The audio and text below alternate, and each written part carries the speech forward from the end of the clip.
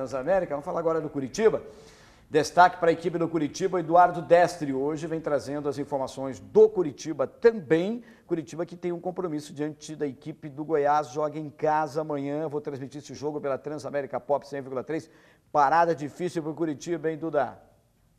Maravilha, a gente retorna aqui no Placar Transamérica, desta feita trazendo as informações do Curitiba. O Verdão que se prepara para o compromisso contra o Goiás. Perdeu a primeira partida jogando em Goiânia no Serra Dourada pelo placar de 1-0. Assim sendo, terá que fazer o serviço jogando no Couto Pereira. Claro que a fase não é boa. A equipe vem de uma sequência negativa de derrotas ao longo do Campeonato Paranaense. E sabe que o objetivo principal, até porque tem verba na jogada, é passar a próxima fase da Copa do Brasil. Por isso, o técnico Sandro Forner acabou poupando os jogadores na derrota vexatória contra o Foz no Alto da Glória, podendo contar com retornos importantes e tendo aí mais força. O Sandro entende que com a equipe titular, o Curitiba pode ter um comportamento melhor e quem sabe conseguir um resultado positivo jogando quarta-feira no Alto da Glória contra a equipe goiana. É uma tarefa difícil. Torcedor já acende a luz amarela pelo lado do Alto da Glória, a pressão existe e, é claro, o Curitiba terá que passar pela dificuldade do Goiás e vencer também os seus próprios medos para conseguir um resultado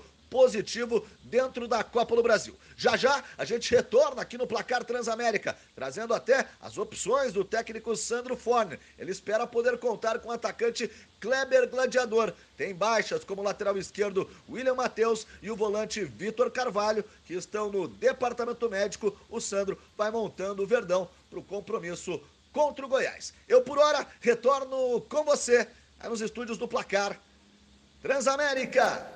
Valeu, Duda. Com relação à equipe do Curitiba, nós destacamos aqui ontem e eu vejo o seguinte, a discussão que está realmente na crônica esportiva do estado do Paraná. Se o Sandro continua ou não continua, se a diretoria vai mandar embora ou não vai mandar embora, se vai seguir o planejado ou se não segue o planejado. Foi uma promessa da diretoria. Eu só vou relembrar aqui uma coisa que eu coloquei. O discurso da diretoria foi que o Sandro foi alçado como treinador do time principal porque ele conhecia a base do Curitiba, tá? Só que uma coisa que não raciocinaram. Durante o Campeonato Paranaense e o Campeonato Brasileiro da Série B, ele não vai trabalhar somente com a base. Então, o argumento se tornou um argumento fraco para colocar ele como treinador, né? E quando eu falo do profissional aqui, eu não o rotulo ser humano, eu não conheço ele, não tenho nada a ver com a vida particular dele, eu respeito o ser humano, nós estamos falando do profissional, que é o que o torcedor está analisando neste momento, se tem ou não tem condições de ficar. Eu particularmente acredito que ele não vai ficar. Eu vi uma entrevista dele agora após a derrota, eu lembro de uma entrevista dele no Clássico Atletiba, que o Curitiba perdeu pelo placar de 1-0 e ele colocou que foi o melhor jogo do Curitiba.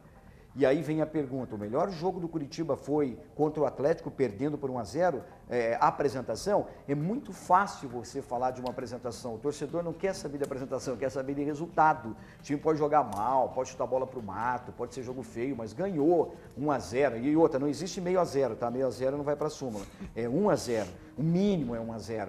Então, eu acredito, posso estar errado, que ele está um pouquinho perdido, ou bem perdido. Pela entrevista que nós colocamos no ar aqui ontem, após a derrota para a equipe do Foz do Iguaçu, eu acredito que ele está totalmente perdido, porque ele ressaltou na entrevista que ele não esperava que, colocando o time considerado titular, eles fossem fazer uma apresentação dessa forma, dessa maneira. Eu acho que ele está totalmente perdido, você falou muito bem, Moura, porque todas as entrevistas depois dos jogos, quem aparece para a entrevista, a diretoria do Curitiba, eu nunca vi. Agora se pronunciou que quarta-feira vai o presidente do Curitiba dar entrevista.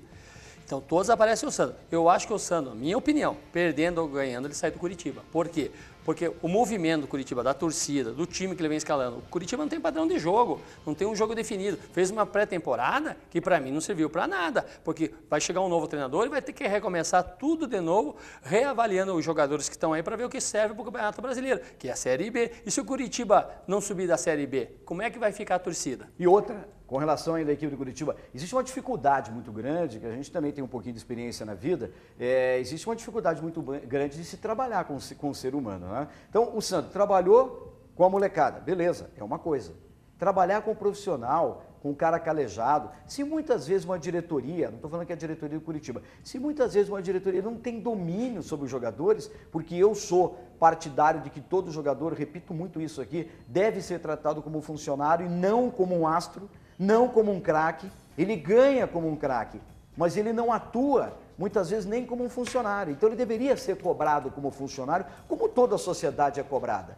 Deveria ser cobrado, não é. E às vezes nem mesmo a diretoria tem domínio. Porque a diretoria, não, pô, eu não vou, um exemplo, eu não vou falar com fulano, pô, o cara é um astro aqui, né? O cara ganha 200 mil por mês, eu não vou chamar a atenção dele. Aí perdeu totalmente a moral. Se uma diretoria não consegue fazer isso, como que o treinador vai fazer?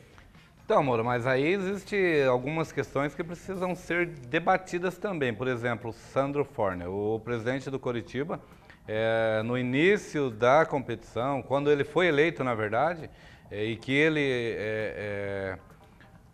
subiu o Sandro Forner para ser o treinador, ele tinha uma convicção de que o Sandro Forner faria um bom trabalho no Coritiba. E infelizmente não vem fazendo esse trabalho, então é questão de convicção. Mas peraí, desculpa, vou cortar. E para o raciocínio também do torcedor. Ele, presidente, tinha convicção, ele ou eles tinham uma convicção. E agora eles estão vendo que está errado. Então, né? Porque eu vejo assim que ele não tem o domínio sobre o time e ele não tem o conhecimento total do time, porque ele coloca um time principal para atuar, por exemplo, na Copa do Brasil, colocou um time reserva para testar os jogadores e tal, papapá. Time totalmente perdido. E o torcedor tem essa convicção. O torcedor sabe que da forma que está, não pode continuar. Então, mano, mas aí tem uma questão, né? Por exemplo, daí o time do Coritiba não estava indo bem, trouxeram reforços. Alan Costa... Mas esse é reforço? Me desculpe. Então, aí... Não serviu no Vitória. Errado, então, mas aí... Moura, o jogador mal serviu para o Vitória para disputar a Série A do ano passado. Aí vai servir para o Curitiba, que ele é uma... O Alan Costa tomou um drible essa semana aí, que ele tem que ir no ortopedista, tá com a coluna toda quebrada. Não, mas aí existe aquela questão. Também não é só culpa do Sandro Forner, né? Acho que... Mas por que o Sandro Forner tá ali? Porque o Curitiba estava sem caixa. Porque se o Curitiba tivesse caixa, o Sandro não seria o treinador. O presidente do Curitiba, quando pegou com caixa vazio. Ele falou, vou com o que eu tenho. Como é que eles iam contratar um treinador de gabarito ou jogador de gabarito se eles não tinham dinheiro em caixa? Sim, mas o trabalho que foi estabelecido por essa diretoria é o quê? A gente vai entrar com o time da base, a gente vai vir alguns reforços, a gente vai reforçar a base e a gente vai iniciar um planejamento com o time da base.